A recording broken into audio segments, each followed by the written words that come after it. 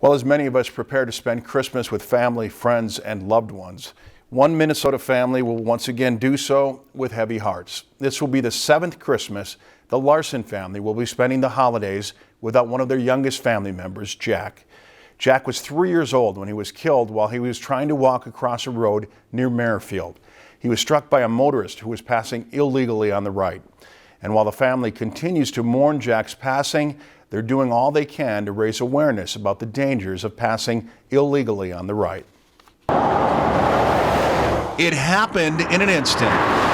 3-year-old Jack Larson was playing in a park near his grandparents' home in Merrifield on Mother's Day weekend of 2009. When Jack and a group of kids tried crossing the road to go home, cars from both sides stopped and waved them across.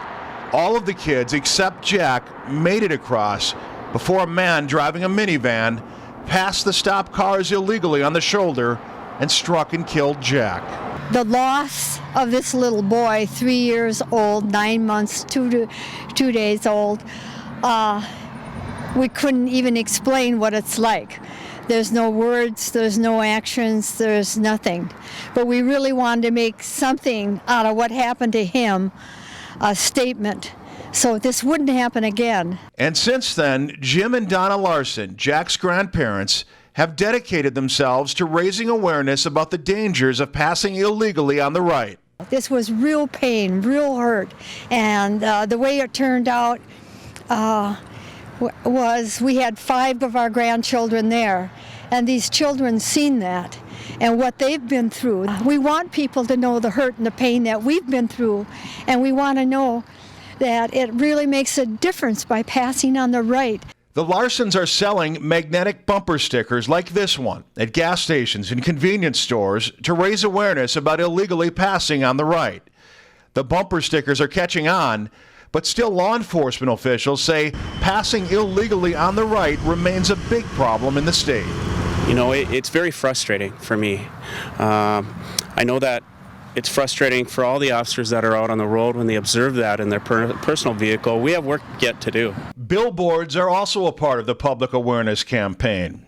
There's no question that part of the solution is continuing to educate drivers about what is allowed and what is not allowed. A person can pass legally on the right only when there is a dedicated bypass lane. The bypass lane, like you see behind me, is specifically designed and constructed for the maneuver of passing a left-turning vehicle on the right-hand side. The shoulder widens out, making a wide enough lane for someone to drive on the right side. And the primary difference between a bypass lane and a right turn lane or just a paved shoulder is at the intersection where the maneuver is attempted to be made to go around a left-turning vehicle. The extra width of the bypass lane extends further beyond the intersection, so there's a safe area for a car that is passing on the right to come back onto the through lane of traffic. A right turn lane simply ends right at the intersection. There's no additional width beyond the roadway. If there is no bypass lane, drivers should slow down to a stop behind the vehicle that is turning left, like this driver does. There's many times I will be driving into work in the morning and I'll either get passed on the left or right, whether legally or illegally. And I usually meet those people at the next stoplight. They haven't gained anything, they've just increased the level of safety issues on the roadways. Safety issues that could turn tragic. We all get in a hurry, and we have to, when we're in that car, we have to stop and think what we are doing every second. And please, for heaven's sake, when you come to a sign, when you see the lions, which they're going to go through, don't pass. Do not pass on the right. This is situations that not only the family suffers every day, but the first responders suffer every day too as well. They remember that little guy, and it sticks with people forever. And one split-second decision marks the life of many, many people involved. Not only the first responders, the witnesses that witnessed that situation. The family members, the young kids that were crossing just ahead of Jack. It's very sad altogether, and like I said before, this is something that just doesn't go away overnight.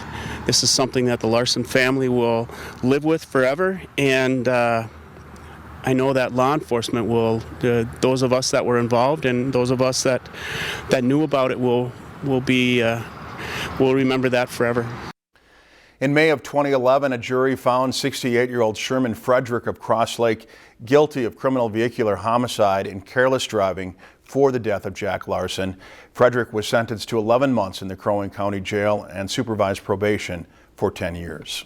If you've enjoyed this segment of Lakeland News, please consider making a tax-deductible contribution to Lakeland Public Television.